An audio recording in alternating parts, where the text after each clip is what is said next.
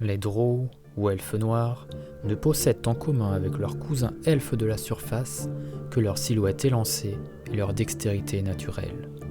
Ils possèdent une peau noire et des cheveux blanchâtres.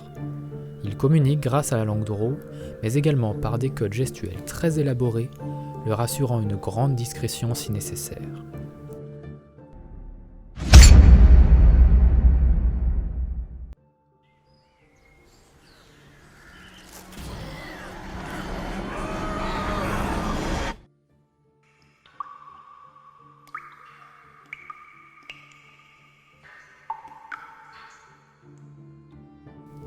Les Drow vivent en Outre-Terre, un monde souterrain gigantesque au plus profond du monde, très peu connu des habitants de la surface.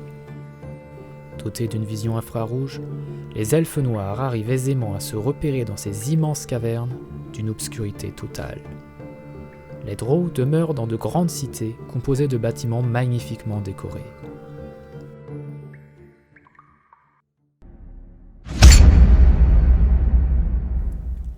La société Drow est matriarcale.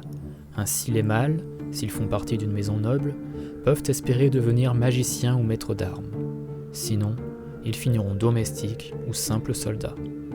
Malgré tout, grâce à un entraînement long et intense, ils sont pour la plupart des combattants redoutables.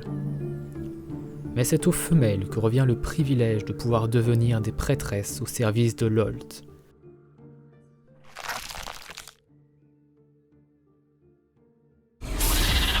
Lolth est une déesse araignée vénérée par tous les Drow. Malfaisante, elle récompense les Drow les plus perfides en leur accordant sa faveur. Les plus grandes prêtresses possèdent ainsi des pouvoirs de destruction et de guérison ahurissants. Certaines peuvent également convoquer des créatures telles que de puissants démons asservis à leur volonté. Pour honorer leur déesse machiavélique, les prêtresses n'hésitent pas à sacrifier des mâles trop faibles ou n'ayant pas été à la hauteur de leurs attentes. Mais la mort est un châtiment plutôt clément pour un Drow. Les moins chanceux sont transformés en Dreaders. Ce sont des créatures mi-Drow, mi-araignées, qui sont bannies de leur cité et vouées à vivre recluses avec leurs congénères.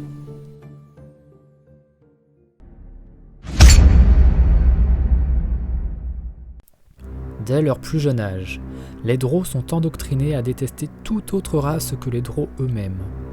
Ils vouent une haine particulière aux elfes de la surface. Par conséquent, d'autres races vivant en Outre-Terre, comme les gobelins ou les gnomes des profondeurs, sont terrifiés par les Drow.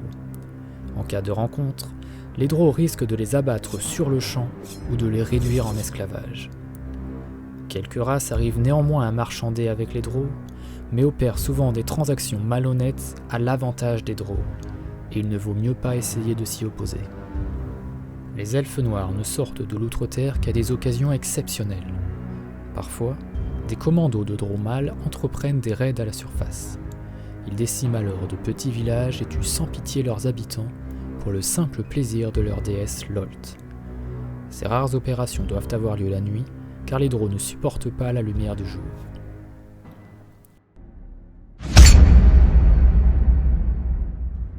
Au sein d'une ville Drow, la société s'organise en maisons nobles. Chacune est dirigée par une mère matrone. Celles-ci sont classées selon leur prestige et les plus grandes maisons dirigent le conseil de la cité. Chaque famille noble a pour objectif ultime de faire augmenter le rang de sa maison, quoi qu'il en coûte. De ce fait, les petites maisons vont attaquer les plus grandes pour chercher à prendre leur place, et les grandes maisons attaqueront les petites pour maintenir leur position. Ce chaos permanent rythme la vie des Drow, qui prennent un certain plaisir à s'entretuer. Ainsi, trahison, coups bas et assassinats sont légion dans une cité d'elfes noirs. D'ailleurs, ces perfidies sont secrètement encouragées tant qu'elles restent discrètes et qu'elles sont réalisées proprement. Si par exemple, une maison en attaque une autre, elle devra s'assurer qu'il n'y ait aucun survivant au sein de la maison détruite. Personne ne pourra leur reprocher quoi que ce soit à la maison victorieuse. Même à l'intérieur d'une maison, une fille Drow n'aura aucun scrupule à assassiner sa mère matrone pour prendre sa place. C'est ainsi que vivent les Drow, une race cupide, cruelle, malfaisante et incroyablement puissante.